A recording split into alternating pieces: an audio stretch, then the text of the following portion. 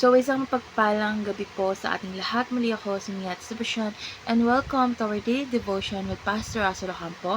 And today is December 20, 2025 and our topic is all about ano ang response mo kay Jesus. So, our concept is all about Jesus, ang darating na hari. So, si Jesus bilang darating na hari ay katuparan po ng pangako ng Diyos kay David na ang kanyang lahi ay maghahari magpakailanman. So, ipinanganak si Jesus hindi lang para ipagdiwang po ang Pasko or tuwing Pasko, kundi upang iligtas ang tao at itatag ang kanyang kaharian dahil siya ay hari na nagahari hindi sa dahas, kundi sa pag-ibig, biyaya at katotohanan. So, ang kanyang kaharian ay hindi pansamantala, kundi walang hanggan. So, our Bible readings for today is all about 2 Samuel verse 2 Samuel chapter 7 verse 12 and 13 ASND version. So kapag dumating na ang araw na ikaw ay mamamatay, magtatalaga ako ng isang anak mo bilang hari. Patatatagin ko ang kanyang kaharian magpakailanman. So, ngayon ako na tayo sa ating teaching. So, yung first teaching is ang hari ay dumating para ayusin ang ating or iyong buhay. So, dumating po si Jesus Christ upang iligtas tayo mula sa kasalanan at bigyan tayo ng bagong simula. So, hindi niya lang inaayos yung panlabas na problema natin, kundi pati ang puso natin. So, sa Kanya, may kapatawaran tayo, direksyon tayo, at tunay na pagbabago. Second is, ang hari ay dumating para ayusin ang iyong pamilya. So, gusto ni Jesus na siya ang sentro ng ating pamilya.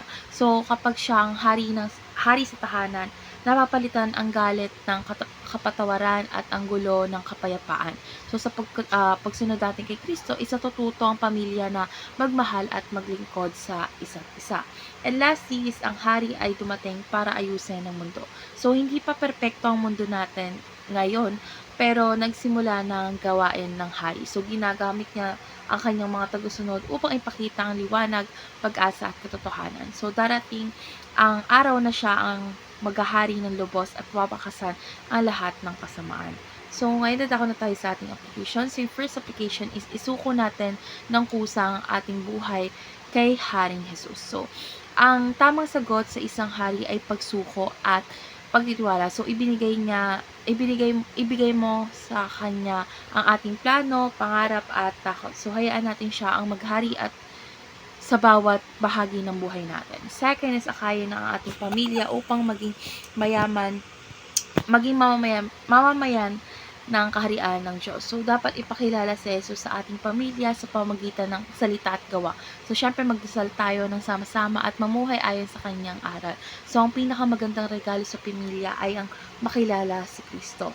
And lastly is labanan ng mundo gamit ang Ebanghelyo. So, hindi tayo tinawag para makisabay sa kasalanan ng mundo. So, tinawag tayo upang ibahagi ang mabuting balita ni Jesus sa salita at mamuhay.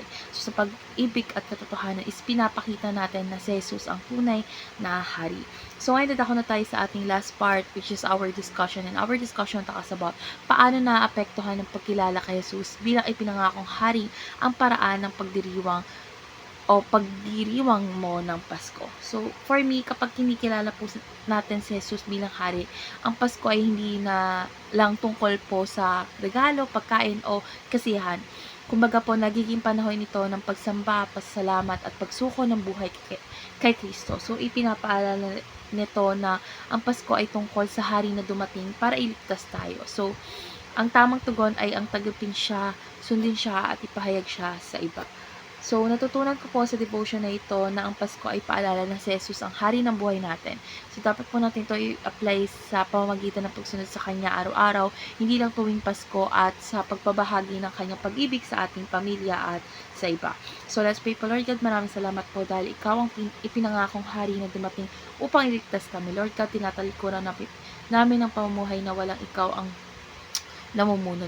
Lord God, inaanyayahan ka naming maghari sa aming buhay, pamilya at puso. Lord God, tulungan mo kami ipagdiriwang ang Pasko na may tunay na pagsamba at pagsunod sa iyo. Ikaw ang aming hari ngayon at pagpakailanman. In Jesus' name we pray. Amen.